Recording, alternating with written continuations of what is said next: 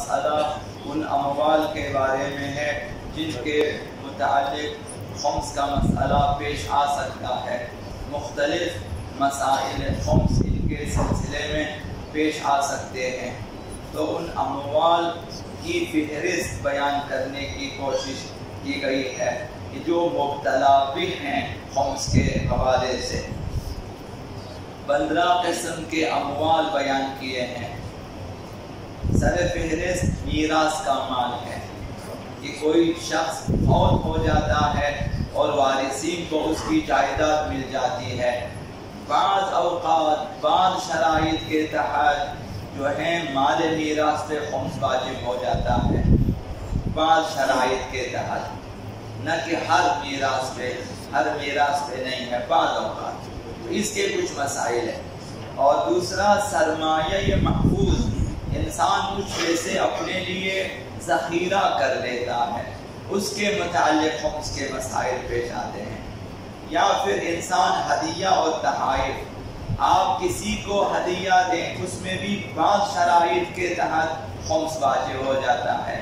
یا کچھ لوگ آپ کو ہدیہ اور تحفہ دیں، تو بعض شرائط کے تحت ان پر بھی خمس آ جاتا ہے۔ جیسا کہ کہا گیا کہ اگر انسان اپنی شان سے زیادہ، اپنی حیثیت سے زیادہ کسی کو تحفہ دے، اس پر خمس آ جاتا ہے۔ کہ آپ کی حیثیت کے مطابق مثلا 50,000 1 لاکھ، آپ اسے 10 لاکھ کا گفٹ دے دیں مثلا، جو آپ کی حیثیت اور شان کے خلاف ہو، بالاتر ہو، تو وہاں دینے والے کے اوپر بھی خمس آ جاتا ہے۔ اور اسی طرح لینے والے کے لیے اگر بچت ہو، سال کے دوران خرچ نہ ہو، خمس آ جاتا ہے۔ تو یہ تحفہ تحائف کے سلسلے میں مہر کی رقم جو ایک خاتون اپنے شوہر سے لے لیتی ہے، تو بعض اوقات اس پہ خمس آ جاتا ہے۔ اسی طرح دیت کی رقم، انسان نے کسی کو خسارہ دیا، مارا پیٹا، خون نکالا، کچھ کیا، ہاتھ پیر توڑا، دیت واجب ہو جاتی ہے۔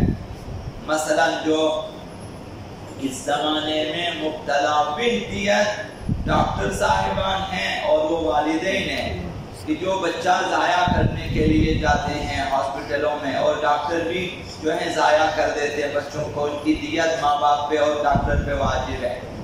اور یہ لوگ آرام سے بیٹھے ہوتے ہیں اور پھر مثلا کچھ نہیں کرتے، سمجھتے ہیں کہ ہم آزاد ہیں۔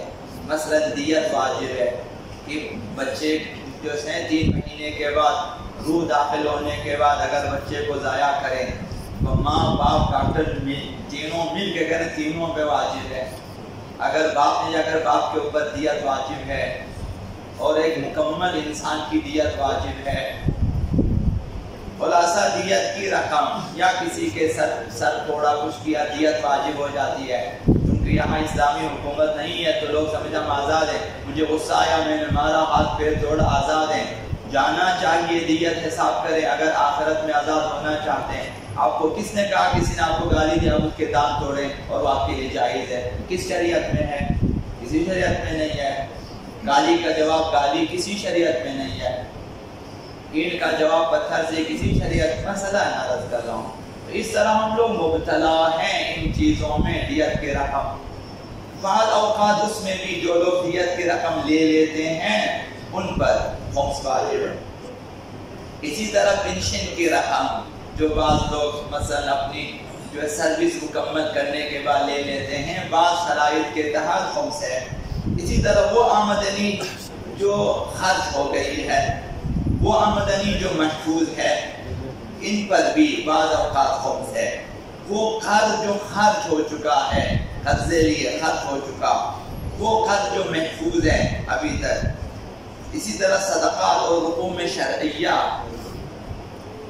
بیمے کی اقساط، اسی طرح وہ مال جو کسی کو بطور قرض دیا ہو، مثلا جس نے قرض دیا ہے اس کے لوگ شاید سمجھتے ہیں کہ جس کے پاس پیسہ ہے اس پر واجب، نہ جو مالک ہے پیسے کو اس پر واجب ہے۔ آپ نے 1 لاکھ کسی کو دیا، سال بھر اس کے پاس رہا، تو ابھی اس کا خمس آپ کے اوپر، کیونکہ پیسے کا مالک آپ ہیں، نہ وہ تو مقروض ہے، اس نے آپ کو حال 1 لاکھ روپے ادا کرنا ہے۔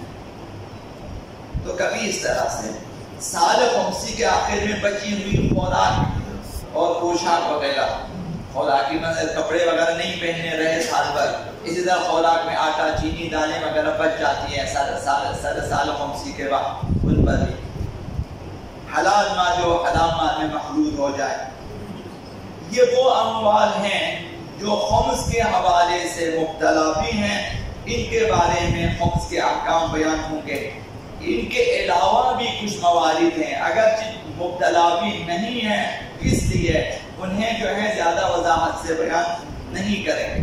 تو ایک آخر میں ایک حدیث عرض کرنے آپ کی خدمت میں، کل بھی ایک حدیث مبارکہ عرض کی حضرت آقا ابو عبداللہ حسین علیہ السلام، آج بھی اسی حدیث سے ملتی جلتی ایک حدیث ہے، یہ بھی آقا امام حسین کی اسی عصر شب عاشور کے حوالے سے یہ حدیثیں وارد ہوئی ہیں۔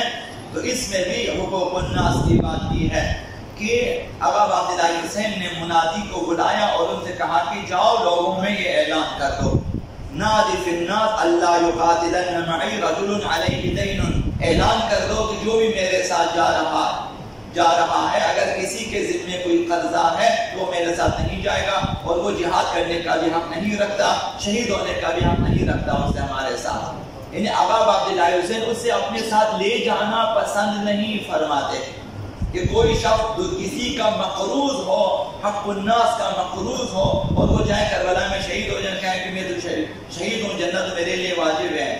مقروض کے لیے جنت واجب نہیں ہے۔ فَإِنَّهُ لَيْسَ مِنْ رَجُلٍ يَمُوتُ عَلَيْهِ دَيْنٌ، آقا عبداللہ حسین فرمایا کہ جو بھی شخص مقروض ہو اور وہ مر جائے، لا يَدَعُ لَهُ وَفَاءً، اور قرض ادا کرنے کا کوئی بندوبست نہ کیا ہو اس نے، تو پھر فرمایا الا دخل النار، وہ شخص جہنم میں جائے گا، بھلے کربلا میں شہید ہو جائے، فرق نہیں پڑتا وہ یا دھماکے میں شہید ہو جائے یا کربلا میں شہید ہو جائے۔ اگر لوگوں کے مقروض ہیں وہ اس قرضے کے مد میں اگر کوئی شفاعت نہ کرے، اگر کوئی دنیا میں ادا نہ کرے، یا قیامت کے دن کوئی ایسا وسیلہ نہ بنے کہ وہ بخشا جائے، تو پھر یہ شخص جائے گا ایک دفعہ جہنم میں سیر کرے گا۔ البتہ خلود نہیں ہے ان کے لیے، ایک حد تک وہ عذاب چکھنے کے بعد آزاد ہو سکتے ہیں۔ آقا عبداللہ حسین نے فرمایا کہ اگر قرضے کی ادائیگی کا بندوبست نہ کیا تو یہ جہنم میں جائے گا۔ فقام الیہ رجل، ایک شخص کھڑا ہو جاتا ہے آقا امام حسین کی خدمت میں اور کہتا ہے کہ ان امراتی تکلفت عنی، میں مقروض ہوں لیکن میری بیوی نے ذمہ لیا ہے کہ وہ میرا جو ہے قرضہ ادا کرے گی، میری بیوی نے ذمہ لیا۔ آقا عبداللہ حسین نے فرمایا کہ وما کفارۃ امرأۃ، ایک عورت کی ضمانت کون سی ضمانت ہوتی ہے؟ وَهَلْ تَقْضِي امرأۃ، کیا ایک عورت تمہارے قرضے ادا کر سکتی ہے؟ یعنی اگر قرضے کی ادائیگی کے لیے بندوبست کرنا بھی ہو تو کسی ایسے شخص کا بندوبست کریں جو قرضے ادا کر سکیں، نہ کہ ایک ضعیف خاتون کو۔ انہوں نے کہا کہ میں اب نہ معلوم خواتین کے لیے شاید اکثر اوقات شاید کے لیے ممکن نہ ہو، لیکن اس کے لیے بھی کوئی صاحب حیثیت جو ہے انسان کا اہتمام کرنا۔ تو آقا امام حسین نے فرمایا کیا تمہاری بیوی تمہارے قرض ادا کرے گی؟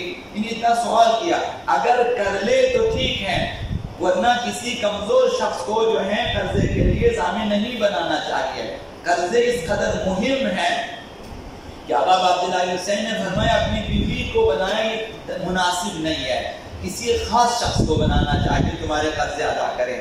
تو یہ جو خمس کا مقروض ہوتا ہے وہ بھی اللہ کا مقروض ہے اور پیغمبر اسلام کا مقروض ہے اور اولاد سیدہ کائنات کا مقروض ہے۔ تو لہذا پھر کیسے ممکن ہے کہ جو ان ہستیوں کا مقروض ہو، بہت مشکل ہے کہ یہ لوگ سعادت مند ہو جائیں، یہ لوگ کامیاب ہو جائیں اور صاحب نجات بن جائیں۔ تو لہذا کوشش ہونی چاہیے کہ لوگوں کے حقوق اولاد رسول کے حقوق ہیں یا مثلا خاندان اہل بیت کے حقوق ہے، ہمیں چاہیے کہ اپنی گردن خلاصی کر لیں، یہاں سے جانے سے پھر کسی کا کوئی قرضہ آپ کی گردن پہ نہ ہو۔ میں دوستوں سے عرض کرتا ہوں کہ آپ کو ایسا ہونا چاہیے کہ آپ مجمع عام میں کھڑے ہو جائیں اور یہ اعلان کر سکے کسی کا کوئی حق ہے میری گردن پہ آ کے لے لو، اس طرح گردن خلاص ہونا چاہیے۔ ان آپ میں یہ جرأت ہو کہ آپ کہیں کہ اگر ہے کسی کا حق آ جاؤ میرے پاس۔